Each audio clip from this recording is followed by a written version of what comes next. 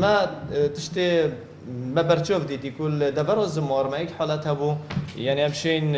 تردك يعني جمانك ودجور ما سر هبو كوا حالت هارية بيتن وديسا ما الدبر أتريشه تبتي الجند مكيرس وشهيا الورجي حالات بما تشيبنا يعني تهيفا بريدا أبا يعني نكون نشان دانا هنديك و درستهایی که نخوشی کیمه بس بونده کو اف ما ترسیه ما هی و اف داتای هاتی کم کرنه نداتای که صد درسته چید بیگل عرض لقدان هبیتن و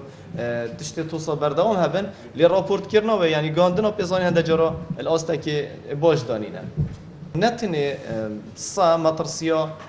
نخوشی هاریت ده هیا بوما وک دستگاه وترنی خدمت وترنری دوی باری دا ما نخوشی کسی تابع هی یعنی جای کیاس ما یک و یکش ماسترین نخوشی و یا بربالا و گلک نوجوا که مدا دیسان گلک نخوشی دیت پیستی و گریاتی تین تنه بالا فکرنه وقتم افرو کدا پتر باسل هنده بکنه و کو گرینگیا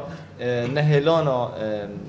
هر آجاله که برالاب تایبتی سا و اوه پشتوانیا که گله که باش بدوید تایبتش لای شاروانیا و باجروانیا و بو هنده که رکخستن آنها باجریان جی تنظیم کرنا باجری تنظیم کرنا اب حیوانات ادنا باجری دا همی درستای بیتا کرن